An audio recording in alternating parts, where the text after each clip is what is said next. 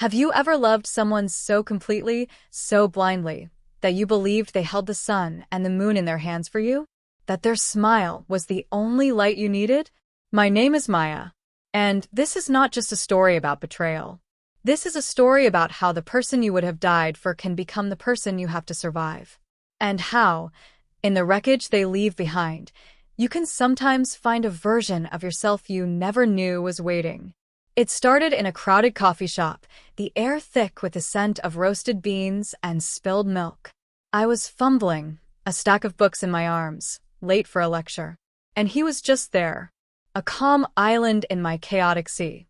He paid for my coffee with a smile that felt like a genuine, warm surprise. "You look like you could use a win today," he said. His eyes were the color of a stormy sky, and in that moment, I felt like I was home. Ethan wasn't just charming, he was consistent. He was the good morning text and the "how was your presentation?" call. He remembered my mom's name, my fear of deep water, how I took my tea. For 3 years, we built a life. A small apartment that smelled of our shared dreams. We talked about marriage, a house with a big kitchen, names for future children. He'd hold my face and say, "You are my always, Maya. My ending and my beginning." And I believed him. I believed every single word. But here's the thing about fortresses. The most dangerous threats are never the ones storming the gates. They're the ones you've already let inside. The first crack was so small. A text on his screen while he was in the shower. "Can't wait for Friday." From a contact saved as "Work, Jen." When I asked, he laughed, that beautiful, easy sound. "Jen from accounting. Planning a surprise party. She's just really enthusiastic about streamers." He kissed my forehead. "You're cute when you're suspicious." And I wanted to be the cool girlfriend, the trusting partner. So I buried that tiny, sharp shard of doubt deep down. Then came the late work meetings. The new password on his laptop. The distance in his eyes that felt like 1,000 miles, even when he was holding me. My heart started beating a quiet, panicked alarm. Until the night I found it. The night my world stopped. It was our anniversary. 3 years. I'd cooked his favorite meal, lit candles, wore the dress he loved. He was late. An hour late. No call. When he walked in, his tie was loose, and his smile was off. He apologized, said traffic was a nightmare. But he smelled of a perfume that was not mine. Something floral and expensive. And there, on the cuff of his white shirt, was a tiny, faint smudge of pink lipstick. Everything froze. The candlelight, the music, the air in my lungs. In that silence, I heard the truth. It was deafening. "Ethan," I said, and my voice sounded like it belonged to someone else. "Who is she?" The look on his face, it wasn't shock. It wasn't even guilt. It was resignation. Like he was tired of carrying a secret. The man I loved vanished, replaced by a stranger. The confession was clinical, cold. Her name was Jen, but not from accounting. A client. 8 months. 8 months of lies woven into the fabric of our everyday life. The weekend business trip? With her. The time his phone died? With her. Every excuse. A piece of a puzzle I hadn't wanted to see. He said he was confused. That he loved me, but felt something different with her. He said it wasn't about me. That classic, cruel line. He packed a bag. He said he needed space to think. He left me standing in our anniversary ruins, surrounded by cold food and the ghost of a future. The days that followed were a blur of gray. A ghost in my own life. Friends said, "You're better off." But that was the problem. He wasn't a monster. Monsters are easy to hate. He was the man who'd held me when my dad died. How could that man and this liar exist in the same skin? Then anger. A slow, boiling fury that thawed the frozen shock. A cold, heavy, determined anger. It sat in my stomach like a stone. He had taken my love, my trust, my time, and treated it like nothing. He had made me a fool. And then, I found out I wasn't the only one. Running into Mark, an old colleague of Ethan's, at the grocery store. His face filled with pity. Over coffee, his words came in a hesitant rush. Jen wasn't just a client. She was the daughter of Mr. Hartwell, the CEO of the major firm Ethan was desperate to join. This wasn't just an affair. It was a transaction. My love was a stepping stone he was willing to crush for a corner office. Mark, guilt-ridden, shared a rumor. Ethan and Jen were already looking at rings. My pain was just a minor logistical step in his glorious upgrade. Walking home, the cold anger inside me began to take shape. It formed a plan, not of screaming or begging. Those were weapons of the heart. He had proven his heart was a boardroom, so I would have to fight him there. He wanted a perfect, shiny new life built on my broken pieces. I was going to make sure that life never got built. I had to be smart, patient. I had to become someone he would never see coming. When he came to collect the rest of his things, I was calm, hollow-eyed, quiet. I didn't yell. I just handed him boxes. I saw the relief flash in his eyes. She's broken, he thought. This will be clean and easy. He gave a speech about hoping we could be friends one day. I just nodded, looking at the floor. The submissive, defeated ex-girlfriend. Perfect. The moment the door closed, the actress left. The strategist went to work. My weapon was information. During our relationship, he'd set up our digital life on my primary email. He'd forgotten. A tiny oversight. I didn't hack. I simply observed. I knew his passwords, variations of his college football number and his old dog's name, a story he'd only shared with me. I began to map his new life on a private, encrypted board. Ethan's old life on one side, his aspirational life on the other. My goal wasn't love letters. It was the lies he was telling them. And I found it. The golden thread. An old, forgotten professional profile. He was claiming full credit for the Davies project, a multi-million-dollar deal he'd only assisted on, the very project that first caught Mr. Hartwell's eye. He had inflated his entire professional identity. He was a fraud. But I needed proof. Concrete proof. In a box of old memories, ready to be burned, I found a thumb drive. Labeled Davies Project, Backup. I plugged it in. Spreadsheets, meeting minutes, email chains.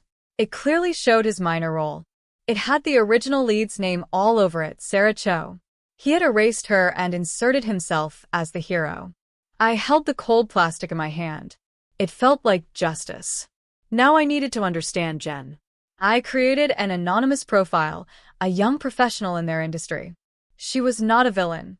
She was privileged, naive, deeply infatuated, posting giddy quotes about love and destiny, building her own fortress with the same weak stones. The final piece was delivery. I couldn't just send an anonymous email. It had to come from a place of credibility, from within his world. I needed an invitation to the wedding. The heavy, embossed invitation arrived. Mr. and Mrs. Arthur Hartwell request the pleasure of your company. It was my key. Using my anonymous profile, I connected with a junior event planner. Posing as a journalist writing about modern fairy tale weddings, I subtly suggested they invite key people from the groom's past professional achievements to enrich the story. I dropped Sarah Cho's name. A week later, I saw it. Sarah Cho, in Singapore, had received an invitation. She was confused but flattered. She RSVP'd yes. The stage was set. The wedding day was cloudless. Perfect for a perfect lie. I dressed as a confident, anonymous guest. Simple, elegant, unseen. The cliffside ceremony was breathtaking. And it made me sick. I watched from the back as he stood at the altar, the proud, victorious prince. He looked at Jen walking down the aisle with the same awe he'd once looked at me. A performance. The reception was a grand ballroom of crystal and light. Mr. Hartwell gave a toast. He spoke of legacy, of welcoming a son with a proven, impressive track record. He looked at Ethan with pride. Then the groom's turn. Ethan stood, glass in hand, his smile brilliant. He told the story about the Davies project, the late nights he spearheaded, the work that caught the eye of a certain someone. He looked at Mr. Hartwell. The room applauded. His victory laugh. That was my cue. I had found Sarah Cho earlier. I'd approached her. I couldn't help but hear the groom mention the Davies project. Weren't you the lead on that? She looked surprised, uncomfortable. I was. But Ethan seems to remember it differently today. The seed was planted. Now, as he finished, I watched her face. She was frowning, talking animatedly to the person next to her, a senior partner from Ethan's old firm. A ripple went through their corner. Whispered conversations. Glances shot toward the head table. The first dance was announced. Ethan took Jen in his arms. They looked like a dream. I moved. I had prepared a simple, unmarked envelope. Inside, a concise document. A timeline. His claimed role versus the reality, supported by screen grabs from the thumb drive. At the bottom, ask Sarah Cho. Ask Michael from your old firm. The truth has more guests here today than you know. I waited until Mr. Hartwell was alone at the bar. I placed the envelope next to him. For the father of the bride, I said softly. So, she makes her choices with her eyes open. I vanished into the crowd. I watched. I saw him open it. I saw the proud father vanish, replaced by the cold, calculating CEO. He read it twice. He looked at the dance floor. He looked at Sarah Cho, now in deep conversation. He gave a small, sharp nod to his assistant. What happened next was a quiet earthquake. Mr. Hartwell walked to the DJ. The music faded. He took the microphone. His voice was calm, chilling. Ladies and gentlemen, thank you. An unexpected business matter requires my immediate attention. Please continue. He handed the mic back, walked directly to Ethan on the dance floor, leaned in, and spoke a few short words. He gestured to the terrace doors. Ethan's face went from confusion to shock to a pale, sickly gray. He looked frantically around the room, his eyes wild. For a single second, his gaze swept past my dark corner. In that moment, I saw the castle in his eyes turn to sand and blow away. He followed Mr. Hartwell out. The doors closed. The party tried to restart, but the energy was dead.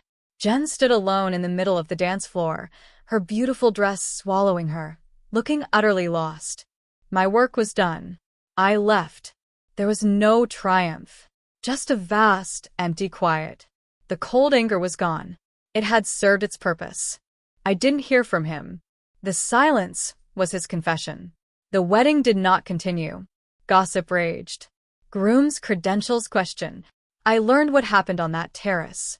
Mr. Hartwell gave Ethan a choice. Confess the full truth to Jen, on the spot, or have his career dismantled so thoroughly he'd never work again. Ethan, ever the strategist, chose the path with a future. He confessed. Jen, heartbroken and humiliated, called it off immediately. The Hartwell family exiled him. The partnership vanished. His firm let him go. His reputation was destroyed. And me? I was the mystery guest. I never confirmed it. The truth had done its job without my name. I had expected victory. A sweet rush. But I felt nothing. Then, slowly free. The weight of his betrayal, the obsession, the cold stone of anger, gone. I had taken my power back, not by destroying him, but by refusing to be his secret, by forcing the truth into the light. I sold our apartment. I traveled. I remembered who I was before Ethan's girlfriend. I started a business, built on genuine work. About a year later, on a rainy afternoon, my doorbell rang. It was Jen Hartwell. She stood on my doorstep, a woman, older, sadder, wiser.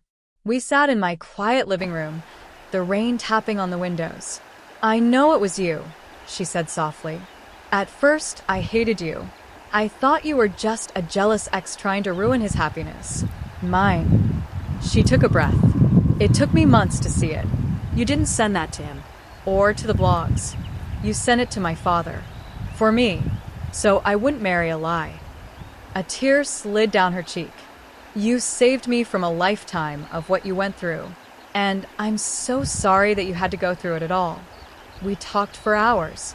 Two women, bound by the same deception, but not defined by it. We weren't friends, but we shared a painful understanding. We had both loved a ghost. Before she left, she said, "He told me, when he confessed, that he'd lost something real with you because he was chasing something shiny. He said it was the biggest mistake of his life. I nodded, but it didn't matter anymore. His regret was his to carry. It wasn't my absolution. My peace came from within. That is the shock that lasts forever. Not the dramatic exposure, not the ruined wedding. It's the shocking resilience of the human heart. The shocking discovery that you can walk through the worst fire and come out the other side not just scarred, but stronger. Tempered. Clear-eyed. My revenge was never about making him hurt. It was about making the truth visible, so he could no longer hide, and so people could see him clearly. In doing that, I reclaimed my own story. The greatest revenge against a lie is to live an utterly, uncompromisingly true life. Don't let their betrayal make you bitter. Let it make you sharper. Let it clarify what you will never again accept. Let the fire they started become the forge that reshapes you into something unbreakable. Ethan chose a shiny lie. I was left with the hard, beautiful, messy truth. And in the end, my ending was just my beginning.